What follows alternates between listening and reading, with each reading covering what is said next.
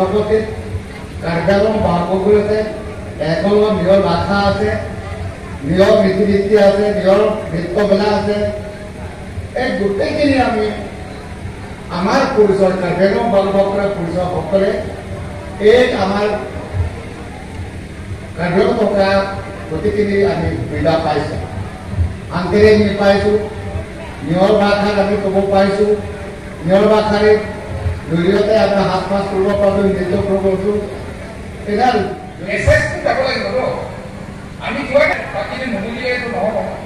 আমাৰ মূল কথা হ'ল ইয়াৰ উদ্দেশ্যটো মেছেজটো উপায়টো নাই আৰু মানুহ বুজিব নোৱাৰে। আজি ইয়াত কি হ'বলৈ চবেই আহিছে, নিজৰ জাতিটোক আমি চিন্তা কৰিবলৈ আহিছে, নিজৰ জাতিটো ভাল পাই পেলাই আহিছে, নিজৰ ভাষা সংস্কৃতিক ভাল পাই পেলাই আহিছে।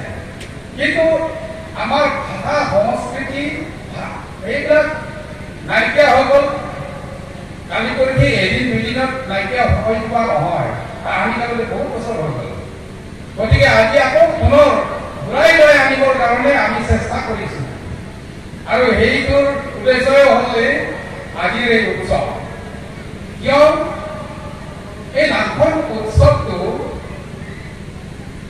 পূৰ্বপুৰুষৰ দিনৰ পৰাই প্ৰত্যেক গাঁৱে গাঁৱেহে এইটো উদযাপন আৰু নামঘৰসমূহ বহু অঞ্চলত আমাৰ কিমান গতানুগত হৈ গ'ল।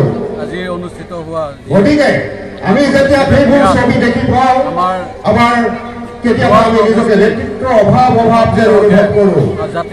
গতিকে মই আপোনালোকক অনুৰোধ কৰিছোঁ, মই আপোনালোকক অনুৰোধ কৰিম যে বৰ্তমান সময়ত মোৰ তিৱা জাতি যিটো পৰিচয়, এই পৰিচয়টো সুৰক্ষিত কৰিবলৈ হ'লে আমি প্ৰতিজনে আমি সেই আগ্ৰাসনক প্ৰতিৰোধ কৰিব পাৰিব লাগিব। তেতিয়াহে আমি ভৱিষ্যতলৈ ভালদৰে জীয়াই থাকিব পাৰিম।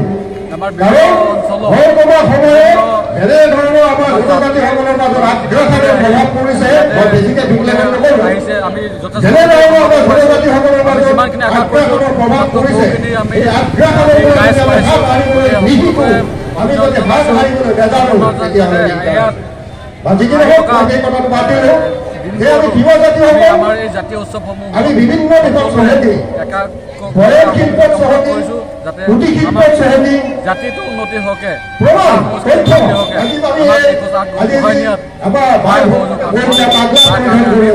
নিশ্চিত বনাই দিয়া